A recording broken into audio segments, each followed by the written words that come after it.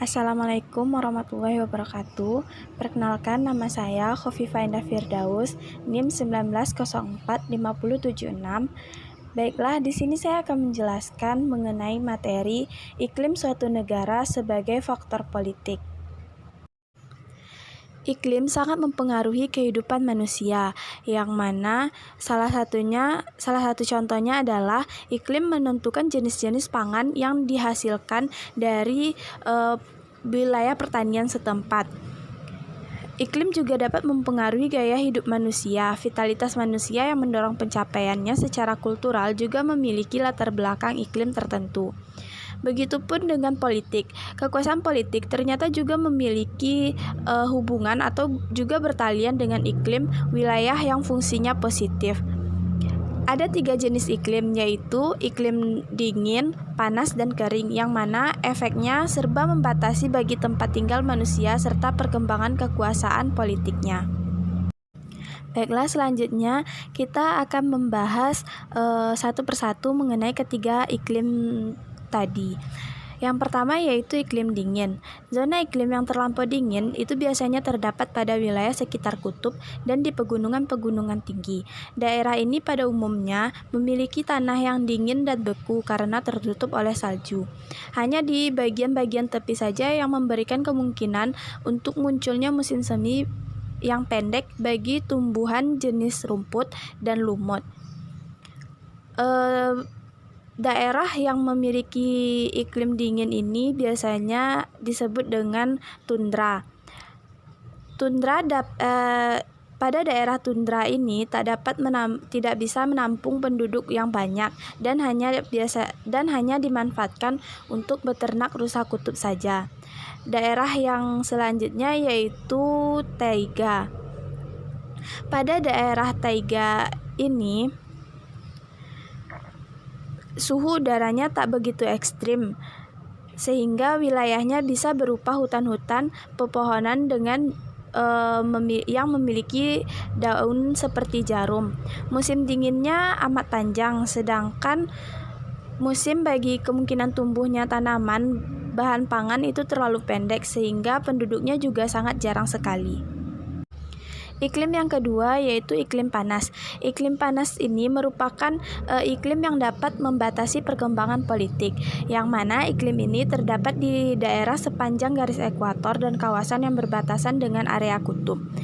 Iklim panas ini biasanya terdapat di daerah hutan tropis dan sabana.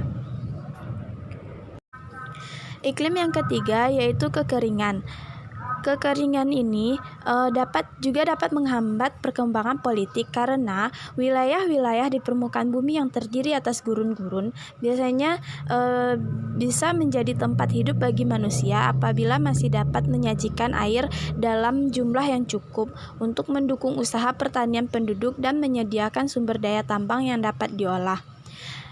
Daerah yang biasanya mengalami kekeringan ini contohnya seperti pertambangan dan stepa. Baiklah, masuk kita ke submateri yang selanjutnya yaitu iklim yang cocok, yang mana iklim ini dapat mendorong perkembangan politik. Suatu tipe iklim baru dapat dipandang cocok bagi kemajuan umat manusia apabila manusianya telah mampu hidup layak dalam kondisi iklim tersebut, yang mana wilayah yang paling cocok itu daerah yang memiliki iklim sedang yang basah. Daerah yang memiliki iklim sedang yang basah ini terbagi lagi menjadi 2, yaitu wilayah lintang tengahan dan wilayah lintang rendahan dan di dataran-dataran tinggi. Kemudian, homogenitas lawan kompleksitas. Secara umum, dapat dikatakan bahwa homogenitas iklim yang menguntungkan bagi kesatuan politik, tetapi sebaliknya heterogenitas dalam hal iklim apalagi yang terlalu ekstrim dapat menciptakan desintegrasi politik di suatu negara. Pada yang terdahulu, pengaruhnya positif bagi politik, sedangkan pada yang disebutkan kemudian yaitu pengaruhnya menjadi negatif. Selanjutnya, iklim yang serba kompleks. Dalam membahas iklim yang serba kompleks ini, sepertinya negeri Spanyol merupakan bahan yang sangat menarik untuk ditelaah.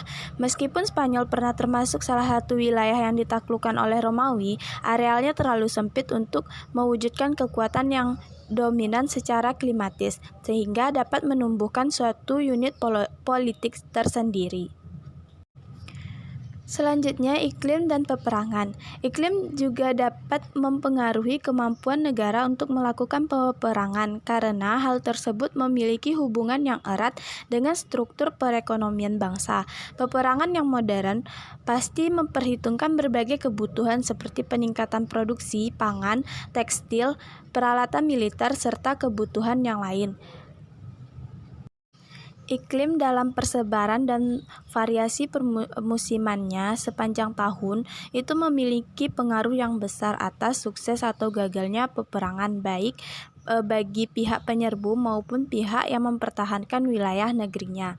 Oleh karena itu, para ahli strategi peperangan harus mengerti akan climate timing. Baiklah, mungkin cukup sekian yang dapat saya sampaikan. Lebih dan kurang saya mohon maaf. Wabillahi taufik wal hidayah. Wassalamualaikum warahmatullahi wabarakatuh.